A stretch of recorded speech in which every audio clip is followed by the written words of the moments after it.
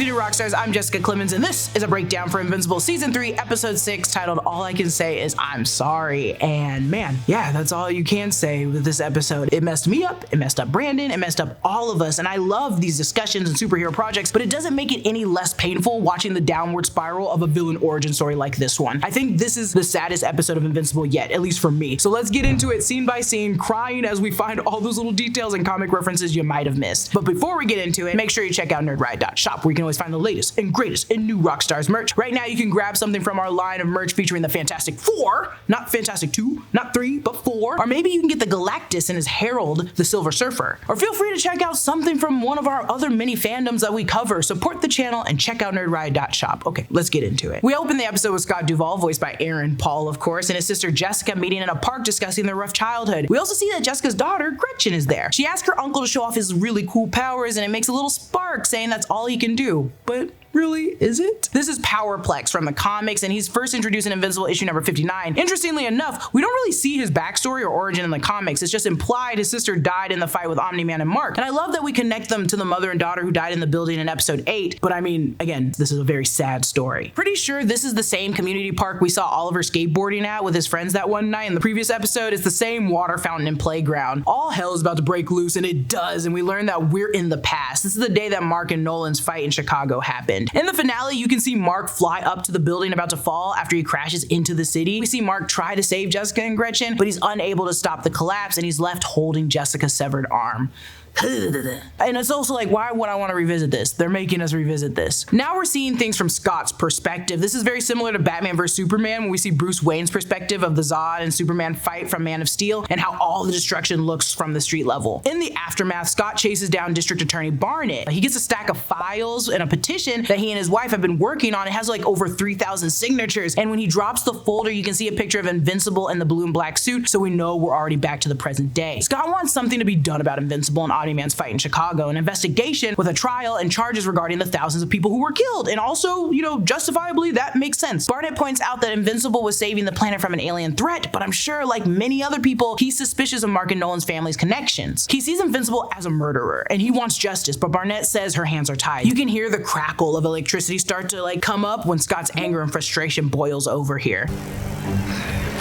Scott is now looking at CCTV footage of Omni-Man forcefully crashing Invincible through the crowded subway train. Scott is an employee with the GDA, and in the comics, he worked at the Pentagon at a level high enough that it wasn't affiliated with Cecil or the GDA. This is where he stole his biotherm discs for his costume, which he's gonna do later on. On a monitor in the background, we see images of Anissa and Mark's battle from season 2 with the label Viltrumite Subject number 3. Next, there's footage of Oliver demolishing the Maulers with the label Viltrumite Subject 2A. And maybe Mark is just number 2, and since Oliver is also a son of Nolan, he's just 2A. There's a lot of scientists working in this facility on all sorts of projects. There's a group working with a severed arm of one of Cecil's new Reanimen. You can tell by the orangish armor and the 3 fingers. Another test is an explosion on some blue armor, maybe something we'll see later in the season. It could also be a modified version of the GDA armor we saw in season 1 and later in this episode. Honestly, it is probably just the upgraded armor for the GDA because they all look slightly modded from the last one. Another works on a red laser rifle, and maybe this is an update of the Y blaster we saw Cecil try to use on Omni-Man back in season 1. That one had been built using flaxen technology. And finally, another pair work on the biotherm power capacitor that Scott will soon steal. Donald Ferguson walks in. What? And Scott looks visibly nervous. Maybe he's looking at things he's not supposed to. In the next scene, a couple of workers argue about whether or not Mark stopped fighting VS3, aka Anissa, or she actually just kicked the crap out of him. Scott is still also raging at this moment, and it's clear his coworkers probably put up with this attitude a lot. And then they give this line that kind of feels like a call out to the show's haters. Someone here isn't an Invincible fan. But it is funny to hear these civilians talk about Invincible's activities from their perspective. She brings up a good point that Mark smashing his way into the Pentagon should have resulted in some sort of consequences, though what could you really even do with Mark crashing into the Pentagon? You can't stop him, so who knows? They also mention some inventory miscounts, which we'll later see is because Scott has been stealing some of the tech. Jonah Jameson is a phenomenal example of a misinformation machine. He does such a great job of showing you how information can be weaponized and how having full context can help protect you from being manipulated. That's what's so great about Straight Arrow News. News, they give you full context so you can get a more complete picture from the news you read. Straight Arrow News is a free app and website, so you don't need to deal with a paywall to get your news, which good, news should be free. Their reporting is unbiased, highlighting both left and right-leaning stories and delivering reliable factual news coverage on events across all sides of the aisle for a full picture of today's news. They've got an awesome media mist tool that helps surface stories that go underreported or don't get enough love from the algorithm to be at the top of your feed, because news can be important without being buzzy or clickbaity, and Straight Arrow News gets that. Visit san.com/new-rockstars to check it out yourself. You can head over there by clicking on the link in the description or download the app by searching Straight Arrow News. When you download, you not only support New Rockstars, you're also supporting a free news platform created by a group of journalists that are on a mission to raise the bar in media. Back at Burger Mart, the sign says, "Start your day with a hot BM." Gross. The elephant shows up to go on a rampage against all the meat eaters. He wants to protect his fellow animals, and honestly, right on. Do it, brother. We learned that he survives on an all-plant diet, and we've seen the elephant make an appearance in previous seasons in episode 105 and 201. Still, here he finally gets to talk and is voiced by actor John DiMaggio, who has done a lot of voices, but probably most famous for Bender on Futurama or Jake from Adventure Time. Elephant is based on Rhino from Marvel Comics, and John actually voiced Rhino in Spider-Man 2 and Spider-Man Friend or Foe, the video games. Oliver knocks him out, and I love the little elephant trumpet squeal he makes when he goes flying.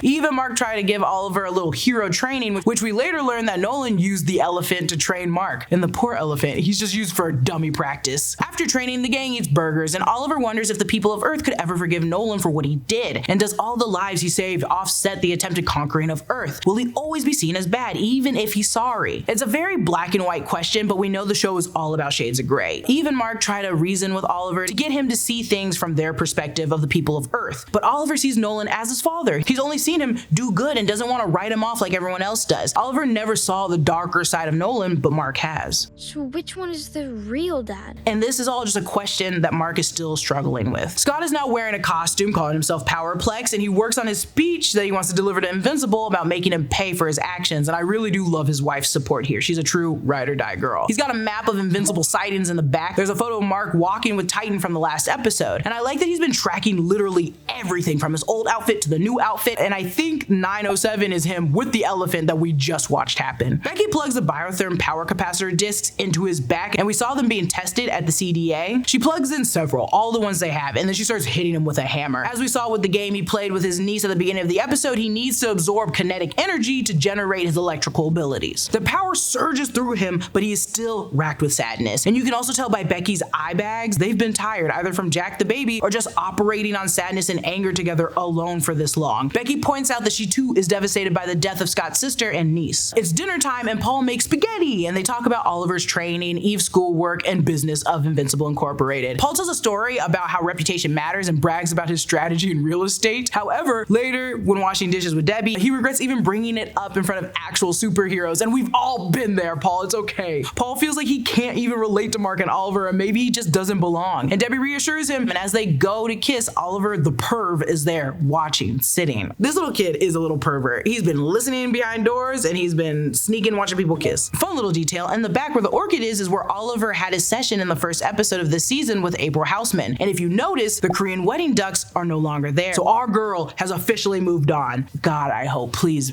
when he comes back to Earth, do not go back to him, Debbie, I swear. Back with Scott, now Powerplex, hypes himself up to take on Invincible, and this dude is straight up a mess. The song playing is Take It All by Helena DeLonde. He leaps off a building and crashes into the ground to build up the kinetic energy that he needs, and then we go to William, Rick, and Eve, who are bowling for William's birthday. But also, Will has invited Amber and her new boo, Kyle. Mark meeting him is angsty at first, but he sees Kyle's Seance Dog t-shirt, and now he loves Kyle. Everyone loves Kyle. Rick only knocks down one pin and gets a brutal mocking animation from the scoreboard, and I just wanted to flag it because I hate this at bowling alleys. Every time the bowling pins have to act out me ruining my score in front of everybody. They don't need to do that. Amber and Mark catch up for a second while picking up nachos, and they're both happy for each other, which is nice. On the TV though, they see Powerplex going wild downtown, and Mark shuts off the screen before he hears Powerplex call out his name. And I get it, he's off the clock and here to celebrate William. He figures the Guardians of the Globe can handle this. What I I think is also very interesting about this is the title card for the show hasn't come up yet. You know, where someone's cut off from saying or alluding to Invincible. There's something morbid, but also maybe foreshadowing the fact that Mark himself might have stopped the inevitable title page from happening right now. He's not invincible today. Hey, I get it, but what hero would really let a mediocre villain terrorize a helpless city? I mean, I'm kind of on Mark's friend side. I kind of am surprised and shook. As Powerplex continues to crash out, we get these insane quick flickers of the Invincible title card, really putting us in Powerplex's mindset of anger and frustration during this scene. He just wants to know why the world doesn't see Invincible like he does. The cops asked Powerplex what he wants, and we get the full title reveal as it changes from the traditional blue and yellow Invincible colors to blue and white. Shapesmith comes in to try and reason with Powerplex, and we also get the confirmation that his costume is really just his own body tissue. Gross. Like, you could wear a costume at this point, but I guess you'd rather be a freak. We also learn he's friends to all animals, except for cats, and this is why I don't like Shapesmith. Shapesmith starts wailing on Powerplex, but he's only charging him up. Eventually, he can't hold back, and the electricity explodes from his body, damaging some buildings and knocking out Shapesmith. He's now become a villain in the eyes of the police and the public, when in his mind, he's the actual hero. And obviously, revenge never makes you a hero, my dude. Back at his house, Scott rages about his failures and forgets the memorial of his sister and the other victims is tomorrow. Now the electricity really builds inside of him without absorbing kinetic energy first. As it explodes from him, it frightens baby Jack, and he's scaring his own kid. This and the moment earlier foreshadow that gruesome, horrendous anger slip up that Scott will do. Mark and Eve get ready for the memorial for the victims of the Chicago attack. Mark questions Eve going, but Eve confronts him, reminding him that he's going as Mark Grayson and he's a victim too. Paul's afraid they're running so late that they're gonna teleport or something, but he's relieved because they're gonna take the car, though he'll soon learn they're being flown in the car. This is something Mark did for William and Rick earlier in the season. I also love that Paul hates this. I would hate this. Everyone else is gonna be fine. If Debbie even fell out the car, Oliver or someone would swoop for her before they swoop for Paul. Rudy's working on a super secret project he teased earlier this season, and obviously it's for Amanda, aka Monster Girl. Rudy lays out his parts like I lay out Legos during my building sessions, and the song playing is Ghetto Chip Malfunction, Hell Yes remix by 8-Bit by Beck. He's got 2 robot helpers and one of the Teen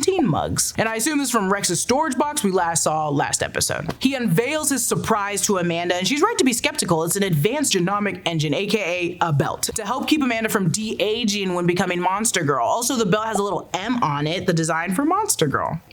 That's cute. Even though Amanda told Rudy to back off trying to fix her last season, she's overcome with gratitude for what he's done here, and maybe it's because it seems to actually have worked. At the memorial, we see these walls of names of all the people that died in Chicago, and it has to be brutal for Mark to just sit there and look at this. It's 2,341 names to be exact. There are so many names on this list, and I'm sure most, if not all of them, work on the show. Matt Rice was a PA for Adam Eve. Alicia Matera is a production manager. Shay Stanley was a background artist. Hiro Shen was a background painter. Ashley Stoddard was the color supervisor. Eugen Lee was a storyboard revisionist. Warren Fox, the storyboard artist. Lindsay Myers was the animatic editor, and Sana Freeman was a background painter. So I'm sure a lot of these people, if not all of them, have worked or touched Invincible at one point or another. As Powerplex arrives, we can still see the damage to the surrounding buildings. Even though it's been 2 years since Nolan and Mark's fight, the damage remains. Powerplex arrives and starts reading off the names as people start to flee, and his anger builds and his electric blasts start damaging the memorial. Eve goes to face Powerplex to try to calm him down. She wants to keep Mark out of it and not give this guy what he wants. And Eve wants to help him, not fight him, but Powerplex just ain't having it. His powers can literally break through Eve's powers, shattering it, which is pretty insane. Darkwing, the Immortal, and Shapesmith show up and arrest and capture Powerplex on behalf of the GDA, but he escapes while in transit. At the memorial site, and I swear these 2 detectives are modeled after Bunk and McNulty from The Wire. Invincible artists, Invincible writers, tell me I'm wrong. Mark really internalizes the devastation while leaving flowers at the memorial, and he realizes the consequences of his actions that Cecil has been shielding him from. Back with the other soups, Shrinking Rae is ready to quit the teen team, or whatever they're called now, and wants Rex to accompany her. They almost died, and Rae thinks she's given enough to the hero game. She even asks Rex if he's happy with this life, but he seems resigned to a crime-fighting life. We learn that Rex's last name is also Sloan, and that the government erased that and everything else from his life. He is Rex Splode, and it's the only life he knows. And then she leaves. Donald Ferguson meets with Mark on top of Art's shop. He gives Mark info on Powerplex, including what happened to Scott Duvall's sister and niece in Chicago. Powerplex releases a video where he pretends to hold his wife Becky and baby Jack as innocent hostages to lure Invincible out. It works! Mark finally arrives, and his whole speech that Powerplex was so prepared for is foiled by Mark acknowledging what happened and how he and his dad are at fault. It's this sad sad realization that he sees here that it's already gone like too far. He said he wanted justice, but truthfully, Powerplex just wants revenge. And I feel bad for Powerplex, but honestly, I'm sorry. I just love listening to Todd from BoJack Horseman rant and ramble over and over and over again. I just love it. I love Aaron Paul. Powerplex surges and grabs Mark's head, though as a half Viltrumite, he doesn't really die. It doesn't really hurt him. And in the large power surge, he ends up killing his wife and child, leaving him entirely alone now. He has no sister, no niece, no son, no wife. And his parents, as he mentioned earlier, died a long time ago. This happened in the comics and it was a gruesome scene. It was disgusting. No one ever wants to see, you know, like a charred baby. And like the comics, Powerplex then blames Invincible for his family's death. Though Mark stops him, he breaks down and then we later see him in custody. Mark apologizes again and tells him he remembers Jessica and Gretchen. He's transparent about how that fight in Chicago changed him and made him a different superhero, and Scott just ain't having it. He's still harboring the anger over his family and everyone's death that day, and in custody, he vows to find Invincible again and get his revenge. Now on top of the roof with Eve, we see that all too familiar robot orb watching him again, and in the mid-credit scene, we get a look at what Angstrom Levy has been up to. Building an army of Invincibles, including this one with a cute little mustache. Look at that little one go. This is what I was talking about in the first episode breakdown. These title cards reflect the army variant of Invincibles, and Angstrom Levy is about to let them loose on the world. This is a huge part of a big climax soon to come, and I don't really want to talk too much about the comics and what this means because this is a big reveal with a lot of fun things coming. We needed a mid-credit scene like this. Otherwise, I would have just been completely sad following this episode. Comment down below your thoughts, where you think it's going if you haven't seen the comics, and if you're excited for an army of Invincibles. Follow me at Lulu_Clemons. Subscribe to all 3 channels of the new Rockstars network for breakdowns and news coverage of everything you love. Thank you to Brandon Barrick for writing a majority of this episode. I owe him my soul. I want to be his superhero. Thanks for watching. I'll see you guys later.